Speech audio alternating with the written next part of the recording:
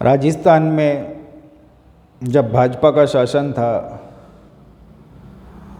तो कुछ विवाद उत्पन्न हुए, कुछ विषय भी ऐसे हुए जो कार्यकाल के अंत से 2 वर्ष पूर्व आरंभ हो चुके थे, किंतु हमने कार्यकाल के दूसरे वर्ष ही कह दिया था।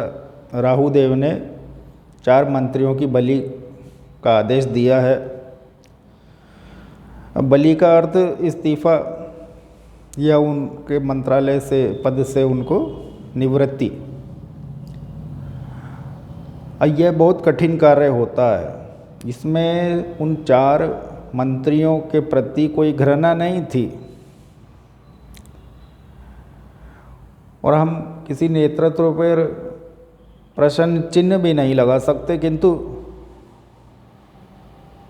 और अंत में हमने कहा हम वसुंधरा जी के पक्ष में ही रहेंगे, किंतु तब भी एक निर्णायक स्थिति को प्राप्त करने के उपरांत भी पराजय हो गई। अब कुछ लोग कहेंगे निश्चित थी, क्या था, हम उस पर चर्चा नहीं करना चाहते। हम पहले भी बता चुके, यह जो अगला कार्यकाल आएगा और यह तो सभी जानते हैं। तो जैसे अशोक गहलोत जी, उनकी सरकार बनने से पहले ही हमने कह दिया था सरकार गिराएंगे, किंतु हम किसी को शत्रु नहीं मानते। भले ही हम भाजपा से प्रेम करते हो, किसी से को शत्रु नहीं मानते। तो अशोक गहलोत जी, उनके कुछ कार्य हमको इतने अच्छे लगे, तो जब सरकार गिरने का अवसर आ गया तो हमने लिखा अब कोई भी इनकी सरकार नहीं गिरा पाएगा, गिरा ही नहीं सकता। तो प्रयास भी हमारी विचारधारा की ओर से ही हुए, किंतु सूर्यदेव कहते हैं शत्रु का भी साथ दो, और हम तो किसी को शत्रु नहीं मानते। तो उनकी सरकार नहीं गिरी, किंतु कुछ ना कुछ तो होना ही था। 2 बार कोरोना भी हुआ। अभी हम तो उनके लिए भी अच्छी कामना करते हैं, क्योंकि एक एक नेता के कारण हजारों लोगों का भला हो जाता है, चाहे वह उनके निकटतम हो, भला तो होता है। और जो निकट नहीं है उनका भी भला होता है। तो नेता चाहे कोई हो, हम उन लोगों का बहुत सम्मान करते हैं, हृदय से करते हैं। और इसीलिए वसुंधरा जी को हम यही कहना चाहेंगे, बुरा तो लगेगा, यह प्रकृति ही ऐसी है, किंतु हम तो निश्चल और निष्कपट हैं और हम केवल जब प्रस्ताव देते हैं तो सहायता की दृष्टि से आते हैं। हमको पता है मनुष्य क्या बोलता है, सब कुछ। हम उनकी बातों में विश्वास नहीं करते, उनको भी हमारी बातों पर विश्वास नहीं करना चाहिए, क्योंकि हम तो जो मन में समाया है उसको पढ़ लेते हैं। और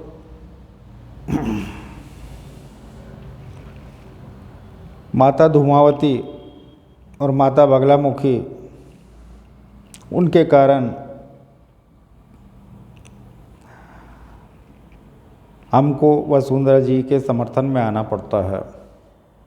अन्यथा हमने उनकी आलोचना कम नहीं करी है, किंतु जहाँ ऊपर से आदेश हो जाए तो, और हमारा यही कहना है, जहाँ आस्था होती है तो वहाँ कभी ऐसा नहीं समझ लेना चाहिए सब कुछ अजय हो गया है।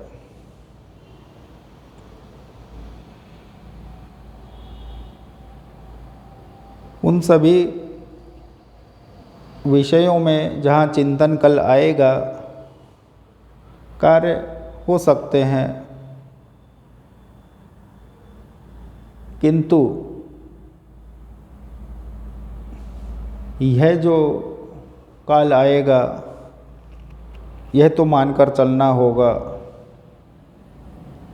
राजस्थान ही नहीं जितने भी प्रदेश हैं समस्याएं वहाँ इन वर्षों में बहुत अधिक आने लगी है। नाना प्रकार की समस्याएं आने लगी है जहाँ सरकार को दबना पड़ जाता है और बहुत मानसिक वेदना एक मुख्यमंत्री को झेलनी पड़ती है। और ऐसा कोई मंत्रालय नहीं जिसके बारे में चिंतन नहीं, ऐसी कोई पॉलिसी नहीं जो हमारे मस्तिष्क में नहीं चलती हो। तो जब अचानक चमत्कारिक रूप से मंत्रालयों में कार्य होने लगे और प्रदेश की जनता कहे हाँ, और वह भी मनोवैज्ञानिक नीति से जिसको हम सार्वजनिक कर ही नहीं सकते, क्योंकि हम एड एजेंसी नहीं चलाते, हम कूटनीति के ज्ञाता नहीं हैं। हमारे पास केवल नीति है, वही पर्याप्त है। कूटनीति की आवश्यकता हमको कभी नहीं पड़े, यही भगवान से चाहेंगे, क्योंकि नीति ही पर्याप्त है।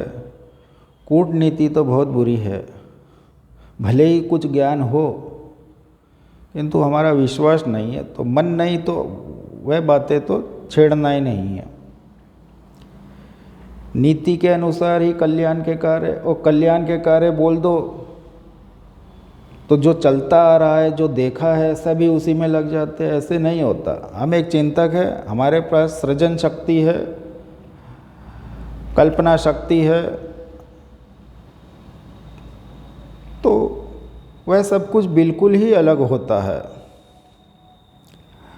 भारत माता के लिए प्रत्येक प्रदेश में जन कल्याण के कार्य, ऐसे कार्य जो पहले कभी नहीं हुए हों, उनको लेकर आना पार्टी प्रधान नहीं है। हमारे लिए सभी पार्टियां समकक्ष हैं। जो भी शासक बने उनके अधीन जनता है। अब हम जनता को भी कैसे बांट दें, इसलिए हम सभी पार्टियों का सम्मान करते हैं, भले ही हम विचारधारा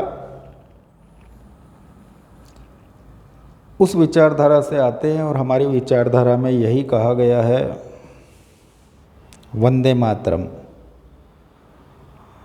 और इसीलिए हमको सबके लिए सोचना है, सबको आगे बढ़ाना है, सबके लिए अवसर भी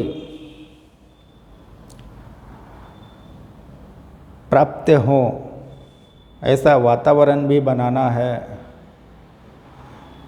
कहीं ना कहीं सीमांकन होना चाहिए। हमारा तात्पर्य ऐसा नहीं, किंतु शब्दों से मनुष्य को बुरा लगता है, किंतु यदि आध्यात्म की ओर देखा जाए तो एक आत्मसंतुष्टि की भावना भी होनी चाहिए। जो देता है उसको महादेव भी देते हैं। हर हर महादेव।